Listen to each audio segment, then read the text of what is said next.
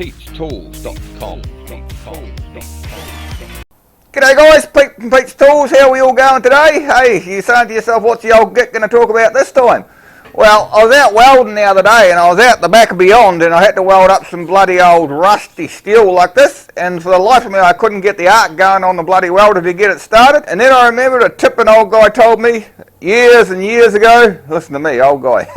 Well, he was older than me at the time. I think I was about 16 and he looked about 30 and he was way older than me. Anyway, enough of that guys. So what I'm going to show you today is how to weld rusty steel. If you're out on the job or you're out on the farm or something and you need to weld an old gate together or something and you just can't grind it and keep it clean, and you know how hard it is to start your welder when you're trying to do this sort of shit. Anyway guys, this is a little tip I've got for you. Same as usual, like my videos, subscribe, drop me a like, drop me a comment, and come say g'day to the old git in the comments below. And yeah, let's have a look, eh? So guys, I don't know if you're anything like me when you're working out and about and out the back and trying to fix stuff on your property. Half the time you can't even grind the stuff clean. Even if you could, it's that porous and it's that contaminated that it comes up through the weld anyway. So what you basically want to do is stick the shit together and get another couple of years out of your gate or whatever you're doing, you know. So this is what I've learned guys, just to get your arc going so you can actually start welding. I mean, it's not going to be a perfect weld, it's going to be contaminated with rust. But I mean, you know, beggars can't be choosers when you're working with a rusty heap of crap to start off with. So just put your earth lead on guys, somewhere where you think you might get some sort of contact. So it's there, it's pretty rusty, but we'll chuck them on there and see how we go. And then if you're anything like me, this is what happens. You go to start welding your shit together guys, as you can see this is pretty rusted, and this is what happens. The bloody thing won't strike an arc. Let's try that again, Pete. And there's nothing worse when you're out in the bloody paddock or you're out doing something and you can't get the frickin' thing to strike an arc. Have another go. See that guys?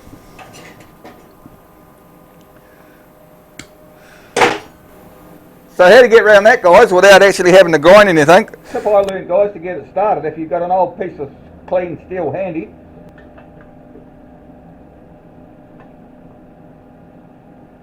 just put it under your earth lead like so. So basically what we're doing guys is earthing on your rusty steel, but that just gives us a clean piece of steel here.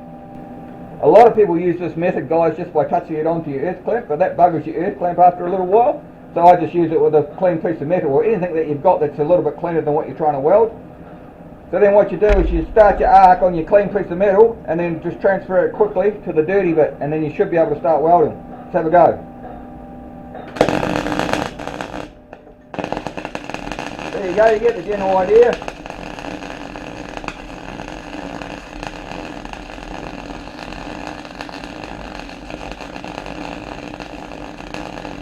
And then you can start to weld because the wire is actually hot and it will just try and burn through the rust. So we'll have another go guys. Now the metal's a little bit hotter this time, so it's not as bad to start, but it still won't start properly. See that guys? So what we need to do is do the same heat thing again. There we go.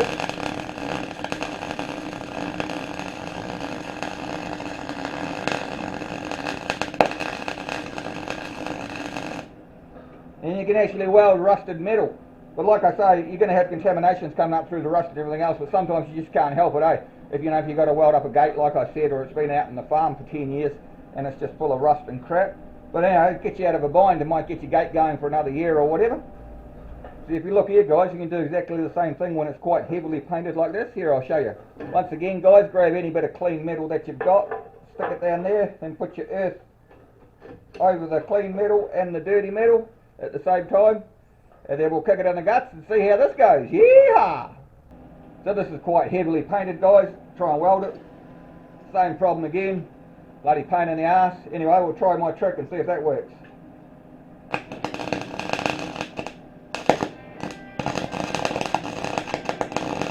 There you go, it took a while but it got started. Yeah! So let's try this again guys. Nothing, you see that it only worked when I hit there. So let's try this again guys.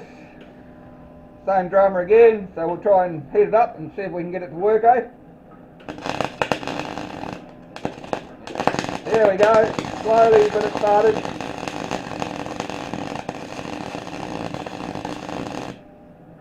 See, it does work guys, you just got to be quick with the swap over, that's all. Yeah!